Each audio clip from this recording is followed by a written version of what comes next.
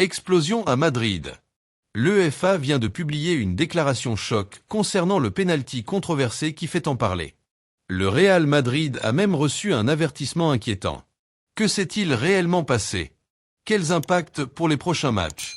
Restez bien jusqu'à la fin pour découvrir tous les détails de cette affaire brûlante.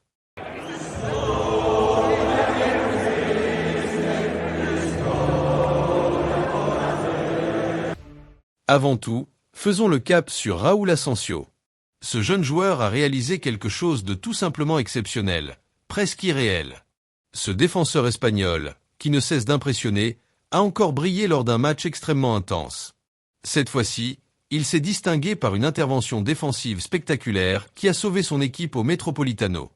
Dans le football moderne, rares sont les défenseurs centraux capables d'atteindre un tel niveau de performance. Et c'est précisément cette constance et cette solidité qui poussent Luis de la Fuente à envisager de le convoquer en équipe nationale. En l'espace de quelques mois, Asensio est passé de jeune espoir à véritable pilier défensif, confirmant son ascension fulgurante. Ce qui impressionne le plus chez lui, c'est sa vitesse et sa capacité à se replacer rapidement, même dans les situations les plus critiques. Lors de cette fameuse rencontre face à l'Atlético de Madrid, c'est à la 58e minute que son talent a éclaté aux yeux de tous. L'équipe de Simeone partait en contre-attaque après une perte de balle de Mendy au milieu de terrain. Barrios avait intercepté le ballon et lancé une offensive à 3 contre 2 qui semblait imparable. Asensio était loin derrière l'action, et tout le monde pensait que le Real Madrid allait encaisser un but. Mais c'est à ce moment précis que Raúl Asensio a montré toute l'étendue de ses qualités. Comme une flèche, il a foncé vers l'attaquant adverse avec une vitesse impressionnante. Depol avait déjà envoyé une longue passe vers son coéquipier, prêt à conclure l'action. Pourtant, contre toute attente, Asensio est arrivé juste à temps pour réaliser un tacle aussi risqué que précis. Son intervention a stoppé net la contre-attaque et empêché l'Atlético de prendre l'avantage. Ce geste héroïque restera gravé dans les mémoires des supporters madrilènes. Si cette action s'était terminée par un but, le Real Madrid aurait été mené pour la première fois du match. Mais grâce à l'exploit d'Asensio, l'équipe est restée en contrôle. Ce qui rend cette performance encore plus impressionnante, c'est la vitesse à laquelle Asensio a réalisé ce retour défensif. Il a atteint une pointe à 35,8 km/h, établissant ainsi la meilleure vitesse enregistrée pour un défenseur central en Ligue des Champions cette saison. Cette performance le place même parmi les 6 joueurs les plus rapides de toute la compétition. Aujourd'hui, Raúl Asensio s'affirme comme l'un des défenseurs les plus prometteurs d'Europe. Sa vitesse, son engagement et son sens du placement font de lui un atout précieux pour le Real Madrid.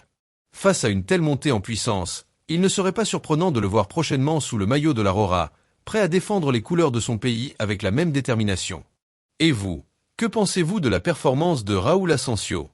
Saura-t-il devenir l'un des meilleurs défenseurs de sa génération? Cependant, le football espagnol est de nouveau secoué par une polémique arbitrale qui fait beaucoup parler. Cette fois, c'est le match opposant Villarreal au Real Madrid qui suscite de vives réactions.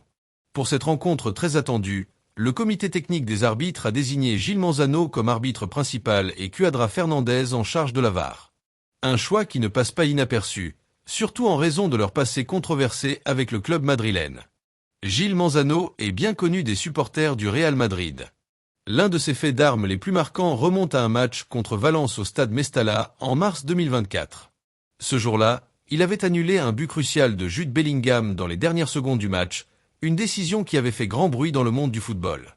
Malgré cette controverse, Manzano a continué à arbitrer des rencontres du Real Madrid cette saison, notamment lors de la victoire 3-0 face à Gérone en Liga, ainsi que pendant la finale de la Supercoupe d'Espagne contre Barcelone, remportée 5-2 par les Catalans. En tout, Manzano a dirigé 51 matchs du Real Madrid, avec un bilan plutôt positif de 76 victoires, 12 nuls et 12 défaites. Mais c'est surtout la présence de Cuadra Fernandez à la VAR qui inquiète les supporters madrilènes.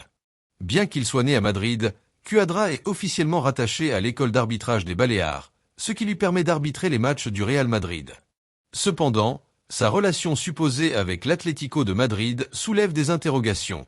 Les Colchoneros, qui ont été éliminés par le Real Madrid en Ligue des Champions, sont toujours en compétition directe pour le titre de champion, ajoutant ainsi de la tension à cette désignation. Cuadra Fernandez s'est déjà retrouvé au centre d'une vive polémique cette saison. Lors d'un match opposant l'Atlético de Madrid à Retafe, il avait accordé un pénalty très contesté en faveur des Colchoneros, même après consultation de la VAR. Bien que ce penalty ait finalement été manqué et que l'Atlético n'ait pu faire mieux qu'un match nul 0-0, cette décision a laissé un goût amer aux observateurs et renforcé l'idée d'un arbitrage parfois favorable à l'Atlético. L'une des controverses les plus marquantes impliquant Cuadra Fernandez concerne un épisode lors du 8e de finale de la Ligue des Champions entre l'Atlético de Madrid et le Real Madrid. Lors de cette rencontre, un penalty tiré par Julián Álvarez avait été annulé pour une double touche accidentelle du ballon. Les images ont montré que le joueur avait touché le ballon avec son pied d'appui avant de finaliser son tir. Conformément à la règle actuelle, la VAR avait signalé cette double touche, conduisant à l'annulation du but. Face à cette situation, l'UEFA avait publié un communiqué pour justifier cette décision, précisant que la règle en vigueur imposait d'annuler ce type de but, même si le double contact était involontaire. Toutefois, l'UEFA a indiqué qu'elle prévoyait de discuter avec la FIFA et l'IFAB pour envisager une modification de cette règle dans les cas où le double contact se produit de manière clairement accidentelle. Cette série de controverses alimente un sentiment de frustration croissant au sein du Real Madrid et de ses supporters. De nombreux fans estiment que certaines décisions arbitrales récentes ont défavorisé leur équipe. En plus de la polémique sur le penalty annulé, le Real Madrid a également exprimé son mécontentement suite à un match contre Lille, où un penalty avait été accordé à l'Atlético après une main jugée discutable. Pendant ce temps, les problèmes du Real Madrid ne se limitent pas à l'arbitrage. Le club doit également faire face à une nouvelle blessure de Ferland Mendy. Le latéral gauche français souffre d'une lésion musculaire au tendon de la jambe gauche, ce qui l'obligera à rester éloigné des terrains pendant environ un mois. Cette blessure est survenue à la 81e minute du match retour des 8e de finale contre l'Atlético de Madrid au Metropolitano. Mendy, qui avait réalisé de bonnes performances récemment, devra maintenant se concentrer sur sa récupération pour être prêt lors du quart de finale de Ligue des Champions face à Arsenal à l'Emirates Stadium. En son absence, Fran Garcia aura l'occasion de s'imposer davantage. Ce jeune latéral gauche a déjà montré des signes prometteurs cette saison. Même s'il ne possède pas encore la rigueur défensive de Mendy, il compense par sa vitesse et sa capacité à apporter du danger sur le côté gauche de l'attaque madrilène. Sa progression est suivie de près par Carlo Ancelotti, qui pourrait lui accorder plus de responsabilités durant les prochaines semaines. Le Real Madrid traverse actuellement une période particulièrement agitée. Entre les polémiques liées à l'arbitrage et les blessures qui frappent l'effectif, le club merengue doit faire face à de nombreux obstacles. Pourtant, s'il y a bien une chose que cette équipe a prouvée au fil des années, c'est sa capacité à surmonter les tempêtes les plus intenses.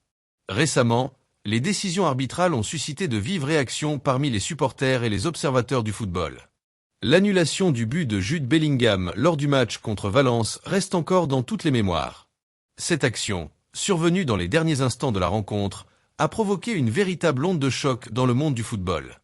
Beaucoup estiment que cette décision a privé le Real Madrid d'une victoire précieuse dans la course au titre.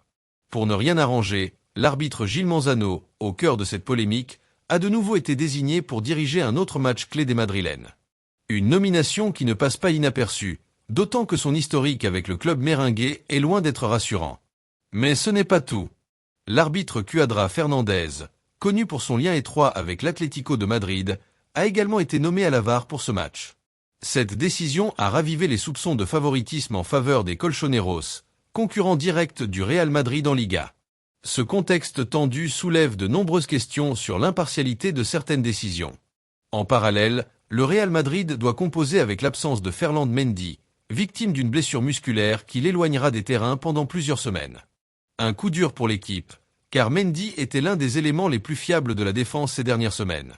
Son remplaçant, Fran Garcia, devra désormais assumer un rôle crucial lors des prochaines rencontres décisives.